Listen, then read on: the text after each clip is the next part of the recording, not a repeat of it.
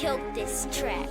Back in my dreams, chilling with your babe, towing the AK. Back in my dreams, it's never ever what it seems. What up YouTube, it's your boy TTG, TeyTheGod, and today I want to show you something that is very, very important before y'all make your builds and this game drops tonight at midnight, y'all. Make sure you do this, alright? You guys are going to need to see this. There's no clickbait, I promise you. A lot of y'all definitely don't know about this.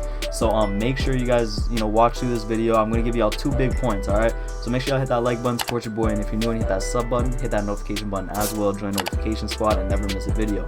So first thing I want to talk about is knowing the total default values of each position. So as you see in this picture I'm about to show on the screen, every single pie chart for every single position has different values. So different total starting attribute values, total attributes that you start with that you can put into your actual character, and then total ending values. So as you see in the entire list, shooting guards have the most total ending attributes out of all builds. So for guards, if you're picking between a point guard and a shooting guard, personally every year when I make a pure sharp, I make a shooting guard because the initial values you get are going to be higher than if you make a point guard, which is definitely something that you actually need to consider.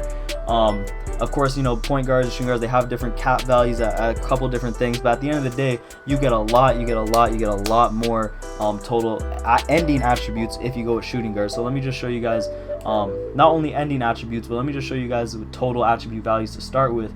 As you see, if we go like pure sharp build, right, off rip, if we go with a shooting guard, you're going to start with 454 attribute upgrades, right? Now if we go to a point guard and we do the same pie chart,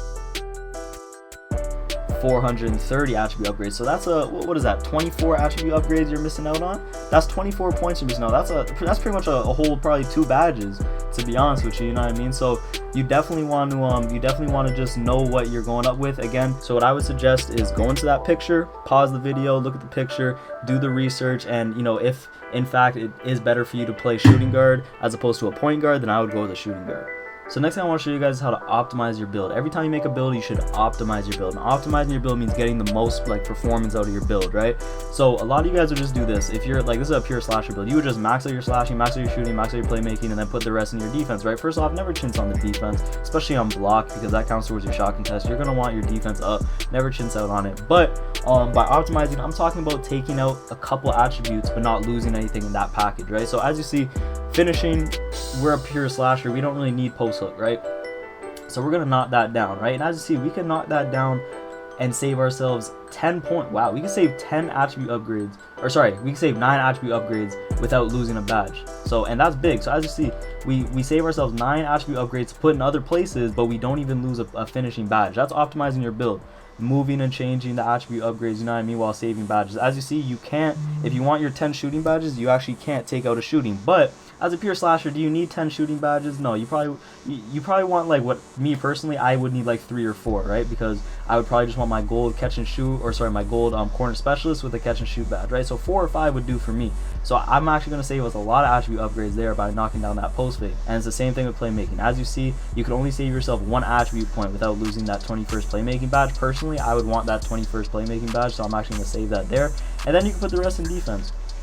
As you see, you can't even max out your block though, and you don't even get any more defensive badges. So what I would do personally here for this build is I would go up to my finishing, and I know I don't need post hook, and 30 finishing badges is kind of overkill. 27 is good. If it was like shooting, then yeah, 30, you want those 30 shooting badges on a pure sharp. But slasher, you don't really need 30 slashing badges. What I would do is I would take those points, I would max out my defense instead.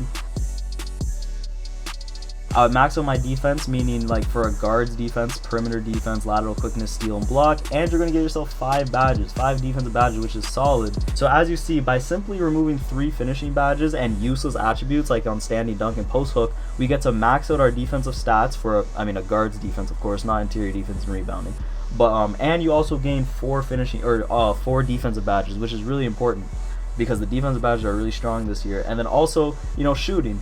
As you see, we have 52 3-point, whereas pure slasher, we don't really care about our shooting, right? So we don't need 10 shooting badges. You're going to knock that down to 4. You're going to give yourself a gold catch and shoot or gold corner specialist, whatever you want. And then your money. This is called optimizing your build, getting the most performance out of your build, you know what I mean? it's not just all about maxing your scoring stats and leaving it, you know what I mean? So that's what I would do personally every single time I make a build. Try your best to optimize it. Like I said, I definitely this weekend I'm going to be dropping that best pure sharp build video.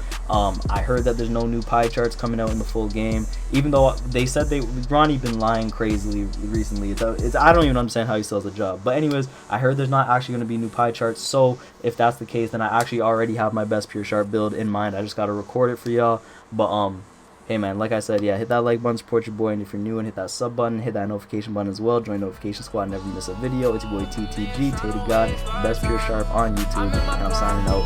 Peace. Young nigga, I'm just tryna run through a check. Soon as you get a necklace, they be aiming for your neck. Half of these men should at me at it.